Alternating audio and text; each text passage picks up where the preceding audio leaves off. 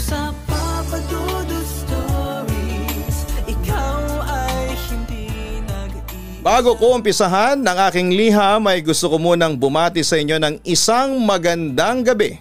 Lalo na sa iyo, Papa Dudut. Isa po ko sa mga libo-libo ninyong tagapakinig simula noong 2017 pa. Naabutan ko pa nga ang kauna-unahang episode na binasa ninyo noon. Kaya nga masasabi kong isa kong certified na ka-online ni Papa Dudut. Papa Dudut, simple lang naman ang kwentong ibabahagi ko sa inyo. Hindi po ito love story kundi ito ay kwento ng isang ordinaryong kasambahay na tulad ko. Siya nga pala, tawagin niyo na lamang po ako sa pangalan na Megan, taga Agusan del Norte. At kasalukuyang may bahay at may 3 anak. Isang lalaki at 2 babae. Sisimulan ko na lamang ang kwento ko noong 16 anyos pa ako. Lumaki ako sa isang mahirap na pamilya.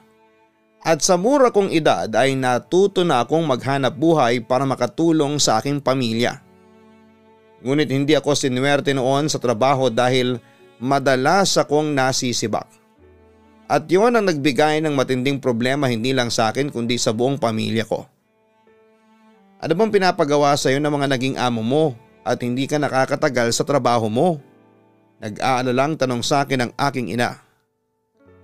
Marami po, lahat po ng mabibigat na mga gawain at saka hindi po ako nawawala ng gawain. Kaya nga po pagod na pagod po ako. Paliwanag ko sa kanya.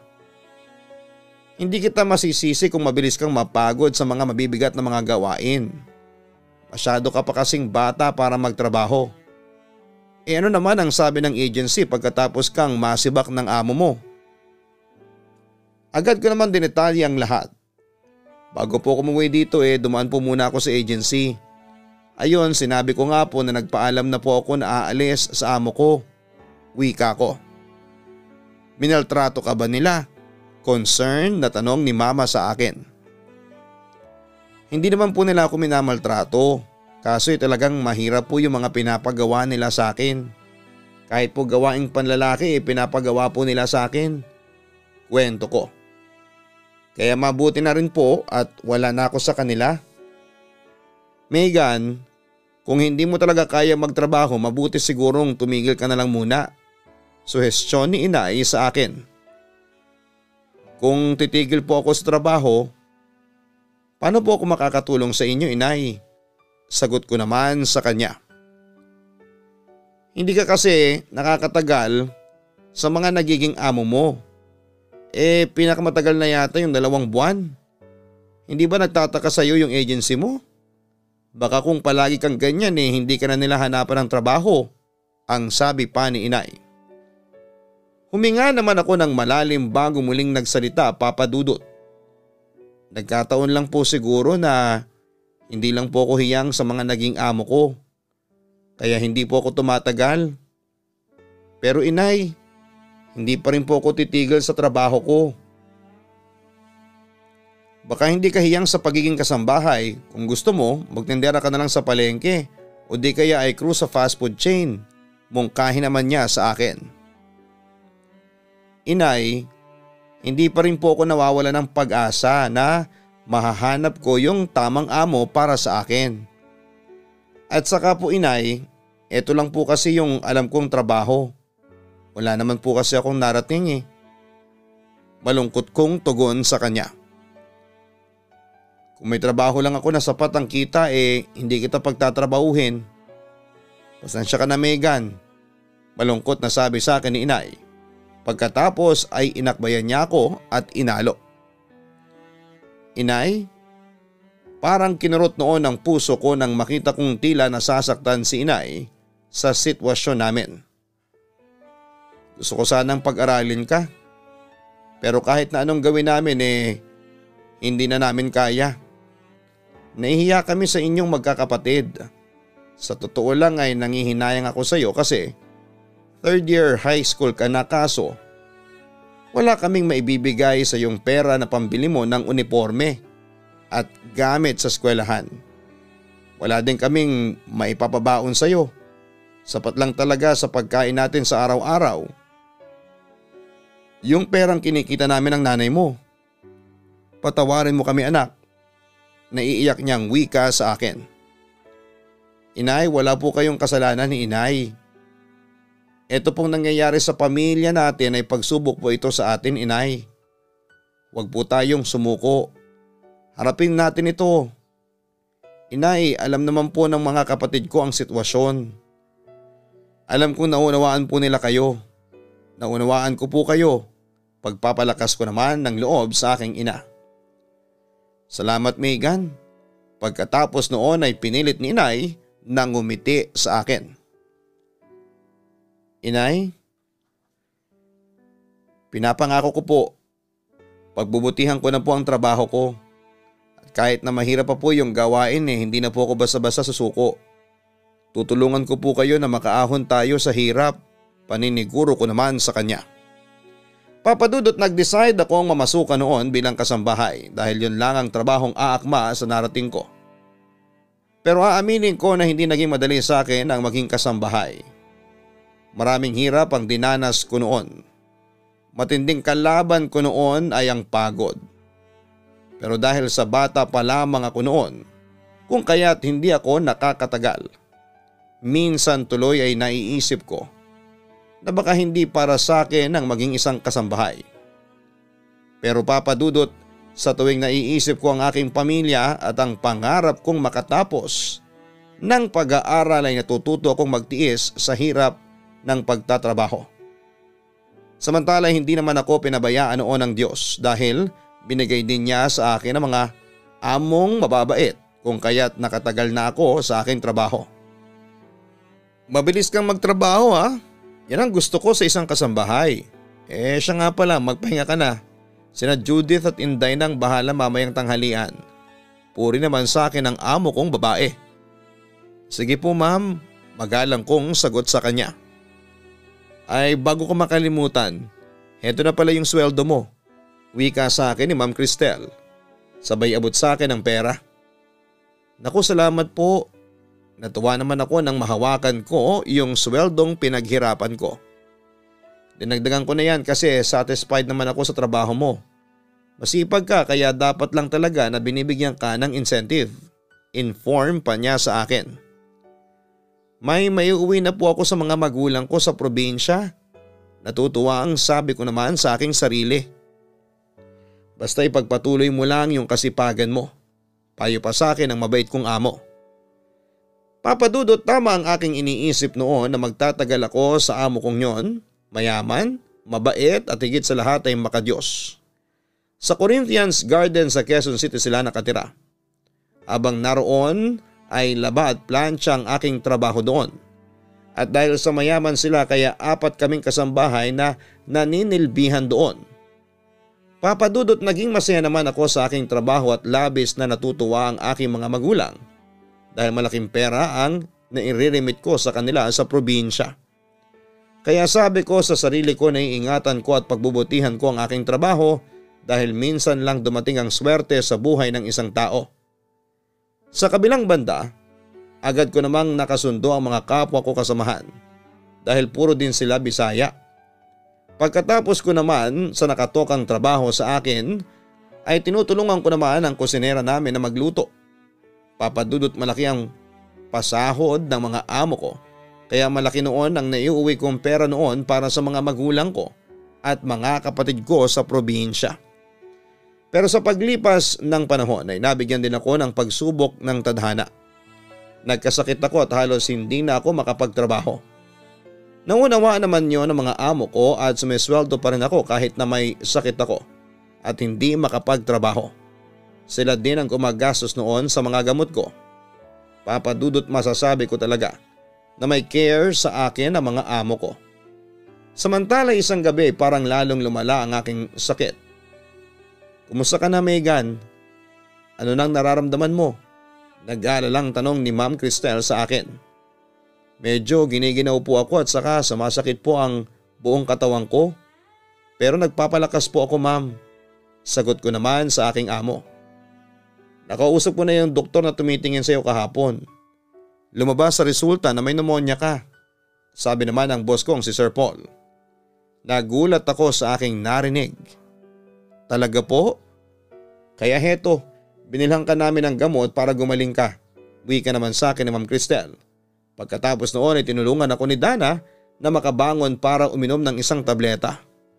Baka lumala yung sakit mo. Magbakasyon ka na lang muna kaya. Umuwi ka sa probinsya ninyo para makapagpahinga ka. Yon ang naging suhestyon ni Sir Paul sa akin. Nalungkot naman ako sa aking narinig, Papa Dudut. Gustuin ko mang tumutol dahil napamahal na ako sa aking trabaho ay aminado akong lumalala na ang sakit ko. Kami na muna ang bahala dito. Bumalik ka na lang kapag magaling ka na. Huwag kang mag-alala, hindi ka namin tatanggalin sa trabaho mo. Yan naman ang assurance ni Ma'am Cristel sa akin. Sige po, sa huli ay wala akong nagawa kundi ang pumayag na lamang sa gusto nila. Dana, bukas na bukas din ihatid mo si Megan sa probinsya ninyo. Sagot ko na ang pamasahe ninyo at ikaw Dana, dadagdagan ko ang pamasahe mo para makabalik ka kaagad dito. Utos ni Sir Paul sa aking kasamahan. Ikaw na mag-impake ng mga gamit ni Megan pa uwi. Utos naman ni Ma'am Cristel kay Dana. Tumango na lamang si Dana bilang sagot. Ikaw naman Megan, ibibigay ko na sa iyo ang advance at ang sweldo mo.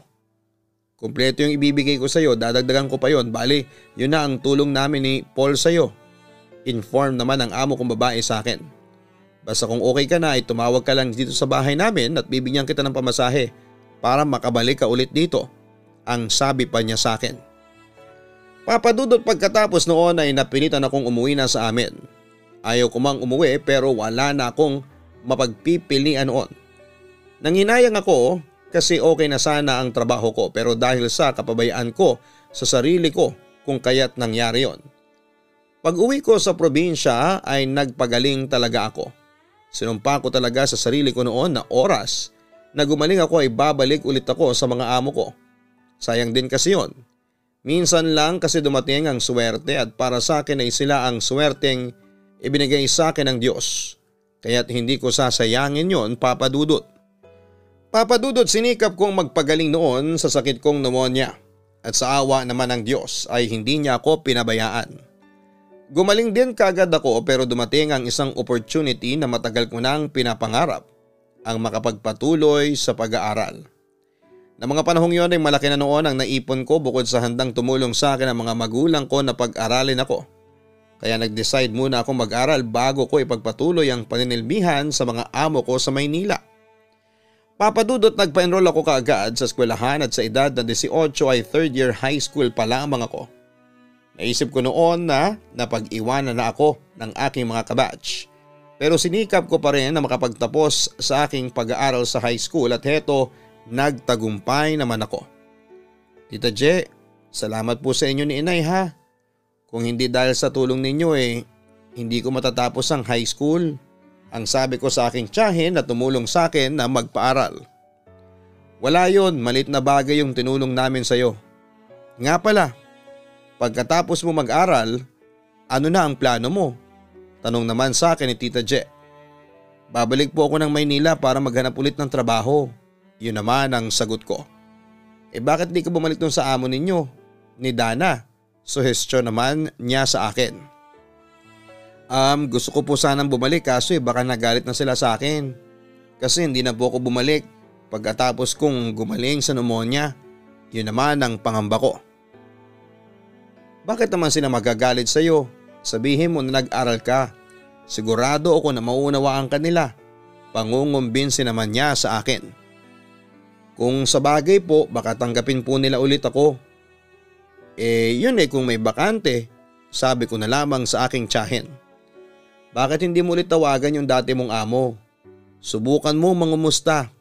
Wala namang masama kung makikibalita ka sa kanila. Malay mo, tanggapin ka nila ulit.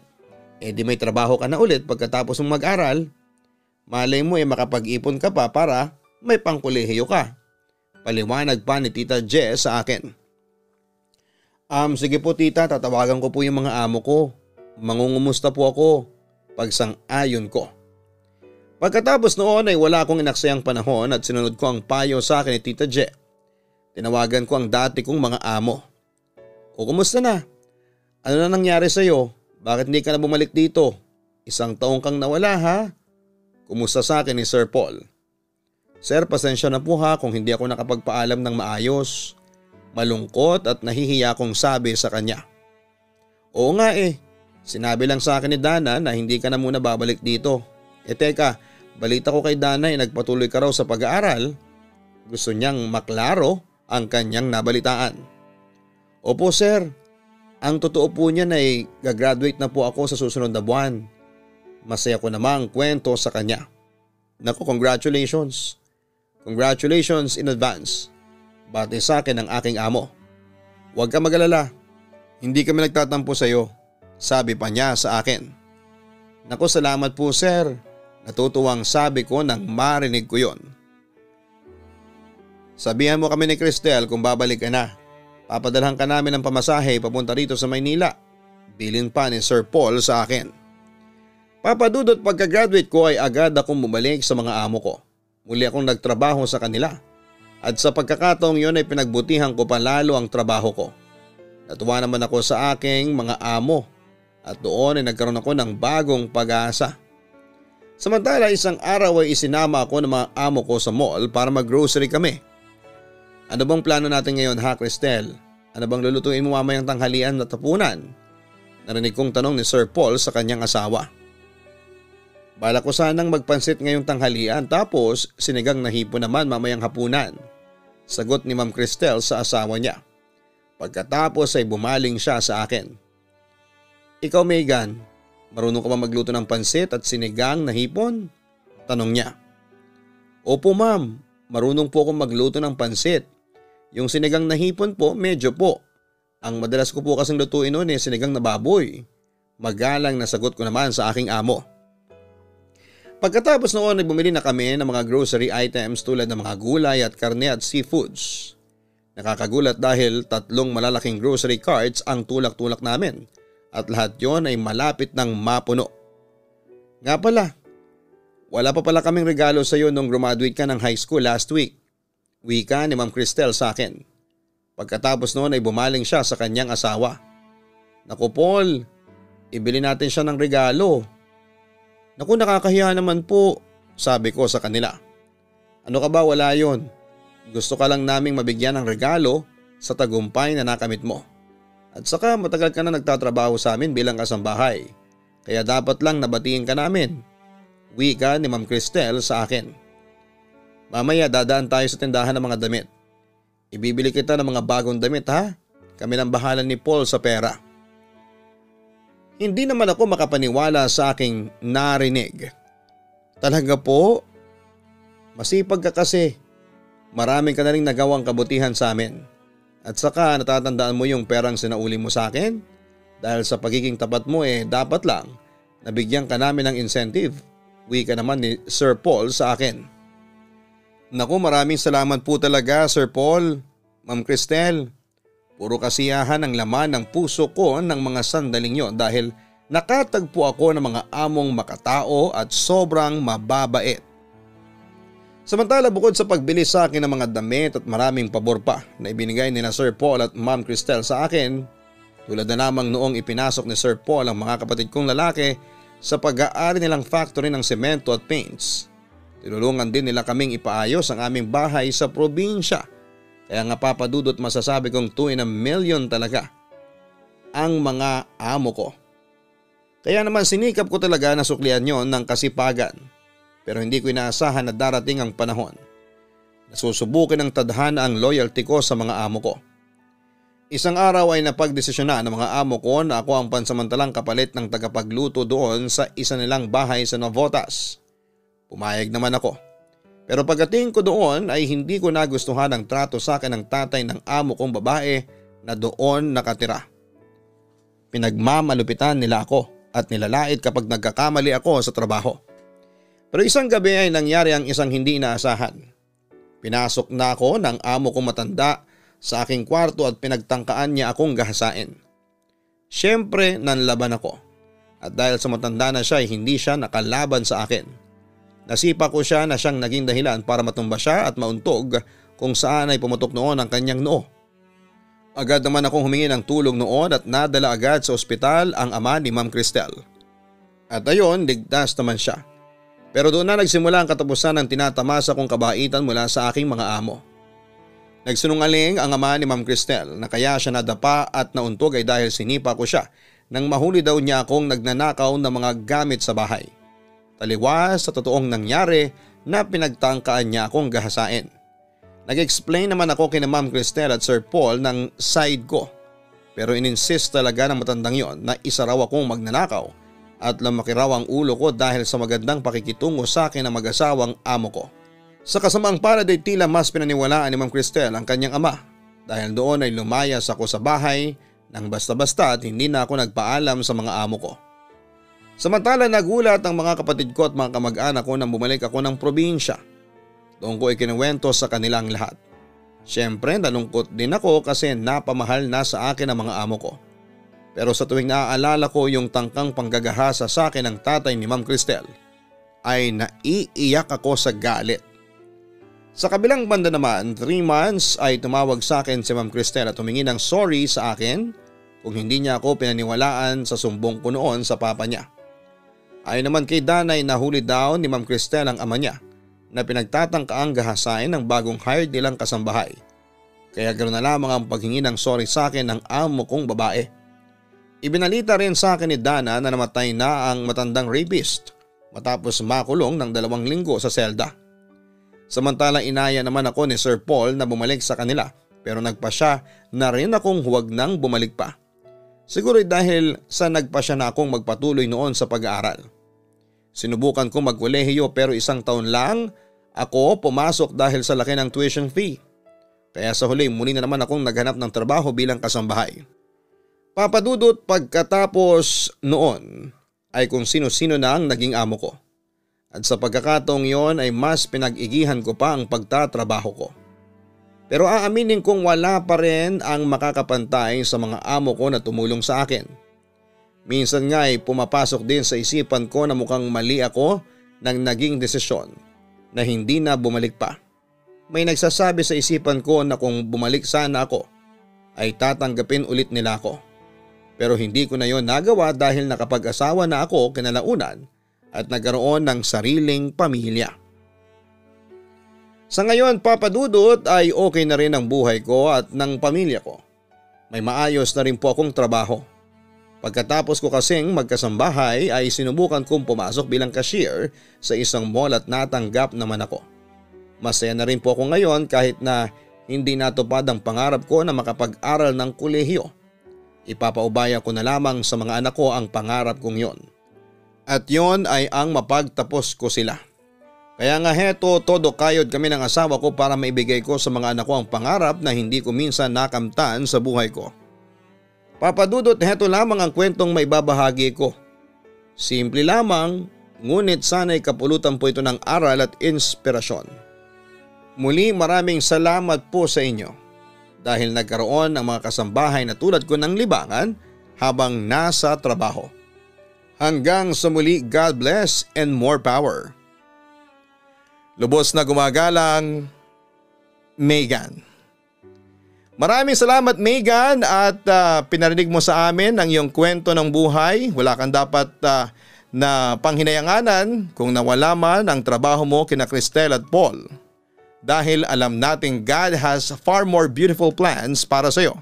Although wag din tayong makakalimot na magpasalamat at tumanaw ng utang na loob sa mga taong tumulong sa atin, lalo na sa oras ng kagipitan.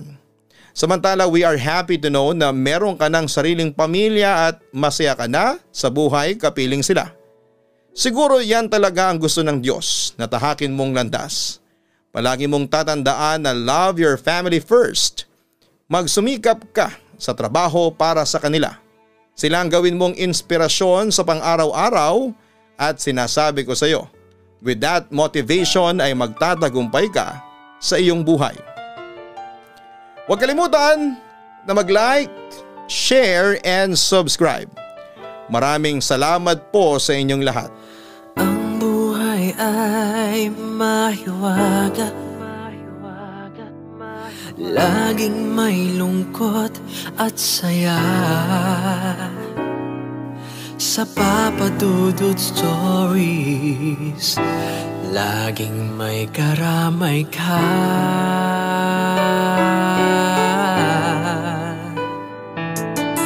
Mga problemang kay bigat, dito ay pakikinggan ka. Sa Papa Dudut Stories, kami ay iyong kasama. Dito sa Papa Dudut Stories, ikaw ay hindi nag-iisa.